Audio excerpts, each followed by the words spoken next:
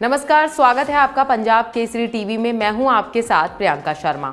Punjab Kesari TV के special segment state mirror में हम बात करेंगे उन तमाम खबरों की जिनका सीधा सरोकार है आपसे। आखिर मुख्यमंत्री गहलोत क्यों भड़के, ये सवाल सभी के जहन में है कि आखिर ऐसा क्या हुआ कि गहलोत ने सचिन पायलट के खिलाफ ऐसा मोर्चा खोल दिया जिससे आलाकमान भी सख्ते में आ गया। दरअसल इसके पीछे की कहानी के तार राहुल गांधी की भारत जोड़ो यात्रा से जुड़ रहे हैं। क्या है पूरा मामला, देखिए इस रिपोर्ट में।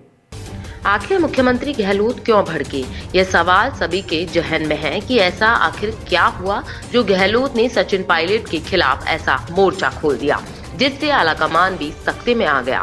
दरअसल इसके पीछे की कहानी के तार राहुल गांधी की भारत जोड़ो यात्रा से जुड़ रहे हैं। सभी को मालूम है कि भारत जोड़ो यात्रा राजस्थान के करीब आ रही है। यात्रा के लिए फंड जनरेशन हो या गुजरात चुनाव, गहलोत समर्थकों ने ही यह कमान संभाली है।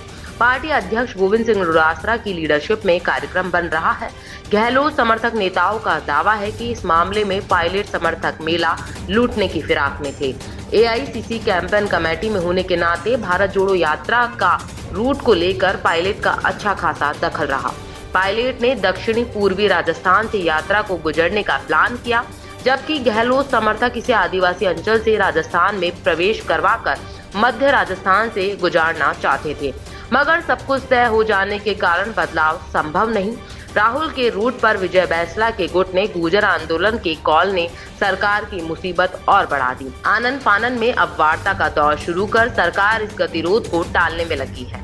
उधर पायलट वाजिद अली, हरीश मीणा, खिलाड़ी लाल बैरवा, नारायण सिंह के पुत्र वीरेंद्र सिंह को साथ ले जाकर यात्रा में विधायक साथ होने का माहौल बना रहे हैं ताकि यह साबित किया जा सके कि 25 सितंबर को जो हुआ वो विधायकों का संख्या बल स्थायी नहीं है, स्थितियां बदली जा सकती हैं। गहलोत दिल्ली में सारी परिस्थितियां अपडेट करते रहे। जयपुर में हुई भारत जोड़ो यात्रा की बैठक हो जाने का इंतजार था।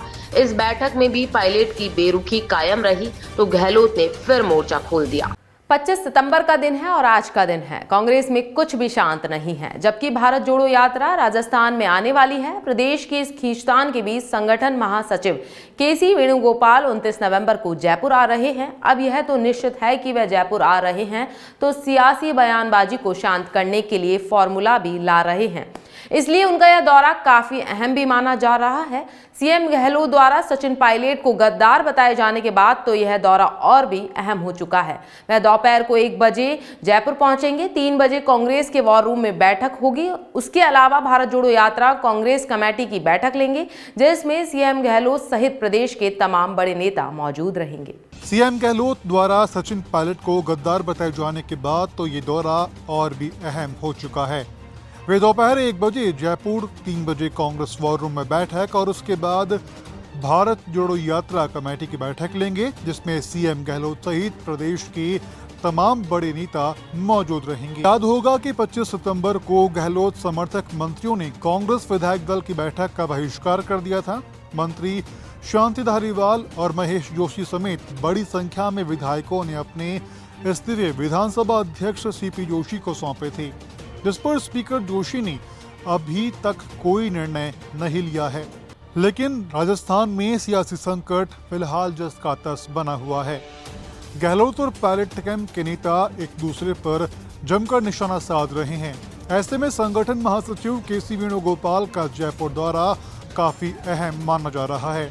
सीएम गहलोत के बयान के बाद कांग्रेस अध्यक्ष मल्लिकार्जुन खड़गे ने सीएम गहलोत को सबके चहीते लीडर बताकर के इशारों में संकेत दे दिया है कि कुर्सी सीएम की अशोक गहलोत की पास ही रहेगी।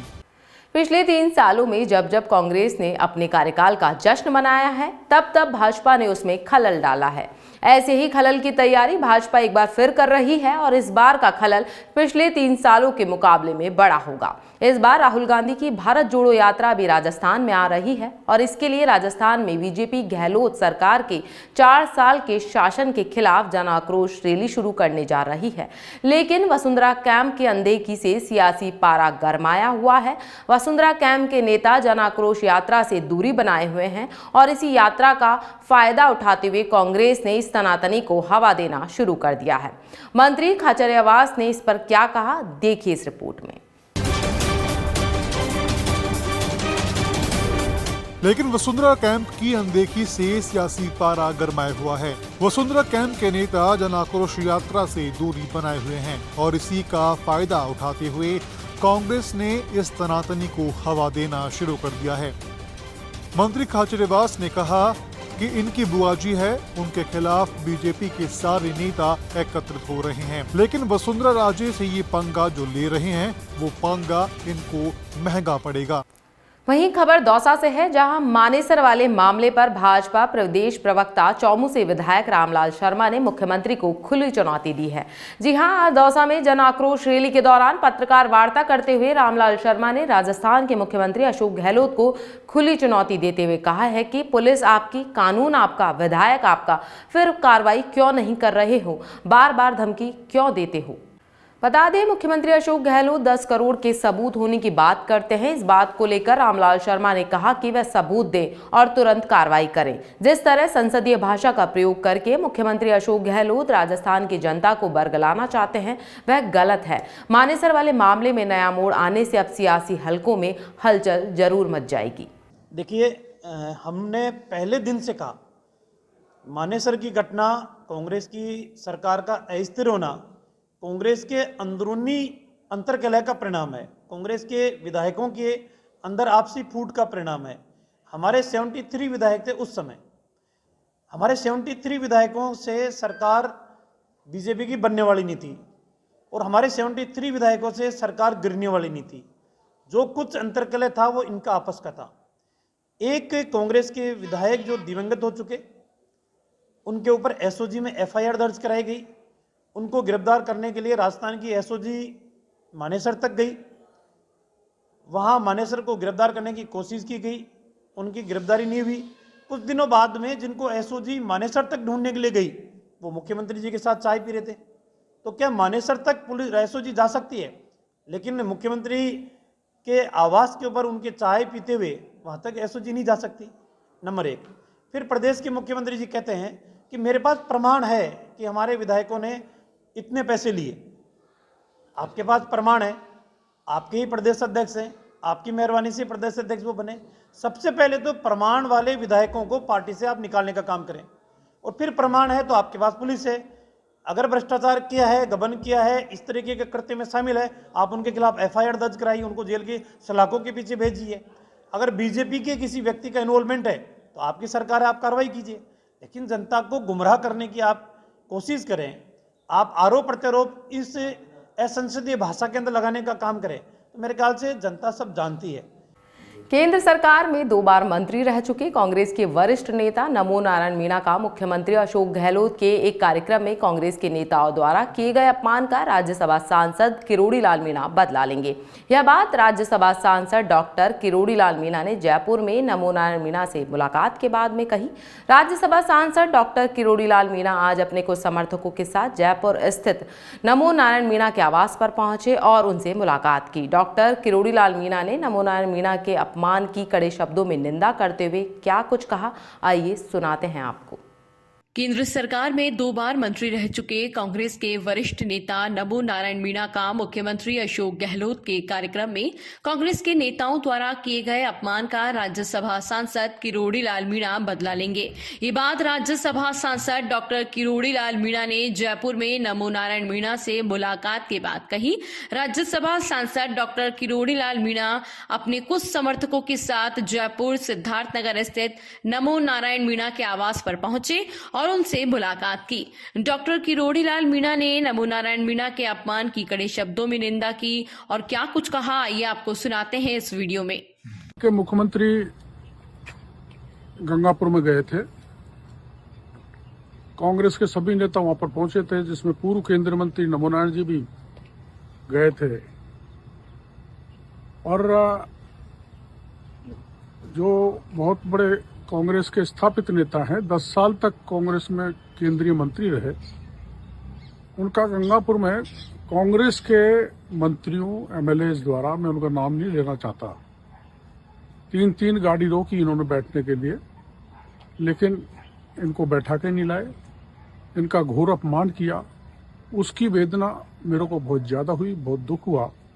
मैं आज नमो नारायण जी के इस बंगले पर आके मैं उनसे मिला हूँ और मैंने उनको कहा है कि ये अपमान ना मैं सहन कर पा रहा हूँ, ना इलाका सहन कर पा रहा है। सब लोग इस बात से व्यथित हैं और ये भावना आम जन में बन गई है कि जो कांग्रेस में मंत्री बन गए, वो मीणा नेता जो वहाँ पर थे, जो एमएलए बन गए हैं, उनके मैं नाम नहीं बनाना चाहता, जो इनकी मेहरबानी से भी बने एक दो, वो इतने बड़े आदमी का अपमान करें, वह असहनीय है, उसको सहन नहीं किया जा सकता और समय पर इसने इसका अपमान का बदला ये लें या न लें नमो नारायण जी, हम जरूर लेंगे। उदयपुर में रियल एस्टेट कारोबारियों पर चल रही कार्रवाई के तहत 5वें दिन 200 करोड़ रुपए से ज्यादा की अघोषित संपत्ति के दस्तावेज जब्त किए गए। इनकम टैक्स छापों में ग्रुप संचालकों के ठिकानों से 20 किलो से ज्यादा सोने के जेवरात और 2 करोड़ रुपए की नकदी मिली है। बताया जा रहा है कि अभी 1 दर्जन से ज्यादा बैंक लॉकर्स पर कार्रवाई करना बाकी है। उदयपुर में रियल एस्टेट कारोबारियों पर चल रही कार्रवाई के तहत 5वें दिन 200 करोड़ रुपए से ज्यादा की अघोषित संपत्ति के दस्तावेज जब्त किए गए हैं। इनकम टैक्स छापों में ग्रुप संचालकों के ठिकानों से 20 किलो से ज्यादा सोने के जेवरात और 2 करोड़ रुपए की नकदी मिली है। बताया जा रहा है कि अभी 1 दर्जन से ज्यादा बैंक लॉकर्स पर कार्रवाई करना बाकी है। इनकम टैक्स विभाग की टीम एक्मे और अंकुश रियल एस्टेट ग्रुप से जुड़े पार्टनर से पूछताछ कर रही है। साथ ही जांच में हर रिकॉर्ड को खंगालने में जुटी हुई है। टीमों को जांच में सॉफ्ट स्टोन कारोबार में इन्वेस्टमेंट के साथ ही मोटे ब्याज पर कई लोगों को लोन देने की फाइलें भी मिली हैं। शनिवार को भी 20 से ज्यादा ठिकानों पर पूछताछ की गई। इनकम टैक्स की टीमें अपने अंतिम दौर में कारोबारियों की स्टेटमेंट रिकॉर्ड कर रही है। यह कार्रवाई अब 1 या 2 दिन में पूरी होने को है। शनिवार को एक्मे ग्रुप के पंकज जैन नाम के एक पार्टनर की तबीयत बिगड़ने पर उसे अस्पताल ले जाया गया। उनके भर्ती होने से डिस्चार्ज होने के बाद ही स्टेटमेंट रिकॉर्ड किए जाएंगे। बताया जा रहा है कि पंकज जैन को शाम को छुट्टी अस्पताल से मिल सकती है। जानकारी के अनुसार उदयपुर में बड़े पैमाने पर रियल एस्टेट और ऑटो फाइनेंस कारोबार चल रहा है, जिसमें आयकर विभाग की टीम को अघोषित व अवैध संपत्ति होने का अंदेशा हो रहा था, जिसके चलते यह कार्रवाई की गई। उदयपुर में इस ग्रुप के पास 100 करोड़ से ज्यादा की प्रॉपर्टी बताई जा रही है। उदयपुर में सवीना में रहने वाले कालू लाल जैन की शहर के आसपास ही 500 करोड़ रुपए से ज्यादा की जमीनें हैं। वहीं डीडवाना में मरीजों की जान उस वक्त संकट में आ गई जब जीवनदायिनी समझी जाने वाली एम्बुलेंस में 4 घायल मरीज फंस गए। दुर्घटना के बाद जब एम्बुलेंस घायलों को लेकर अस्पताल पहुंची तो एम्बुलेंस का दरवाजा जाम हो गया, जिससे आधे घंटे तक मरीज एम्बुलेंस में ही तड़पते रहे। बाद में एम्बुलेंस की खिड़की का शीशा तोड़कर मरीजों को बाहर निकाला गया। क्या है पूरा मामला, देखिए इस रिपोर्ट में। डीडवाना में मरीजों की जान उस वक्त संकट में आ गई जब जीवनदायिनी समझी जाने वाली एम्बुलेंस में 4 घायल मरीज फंस गए। दुर्घटना के बाद जब एम्बुलेंस घायल को लेकर अस्पताल पहुंची तो एम्बुलेंस का दरवाजा जाम हो गया, जिससे आधे घंटे तक मरीज एम्बुलेंस में ही तड़पते रहे। बाद में एम्बुलेंस की खिड़की का शीशा तोड़कर मरीजों को बाहर निकाला गया। आपको बता दें कि ये घटना कल शाम की है। जानकारी के अनुसार खाटू श्याम के पास में बैरिकेड से टकराने से कल शाम को एक्सीडेंट हुआ था, जिसमें 4 लोग गंभीर रूप से घायल हो गए, जिन्हें 108 एम्बुलेंस की सहायता से डीडवाना के बांगड़ हॉस्पिटल लाया गया। जैसे ही 108 एम्बुलेंस घायलों को लेकर बांगड़ अस्पताल पहुंची तो उसका दरवाजा जाम हो गया। इस पर एम्बुलेंस कर्मियों ने दरवाजा खोलने की कोशिश की, मगर काफी मशक्कत के बाद भी दरवाजा नहीं खुला। इसके बाद युवाओं द्वारा एम्बुलेंस का शीशा तोड़कर घायलों को बाहर निकाला गया और प्राथमिक उपचार करवाया।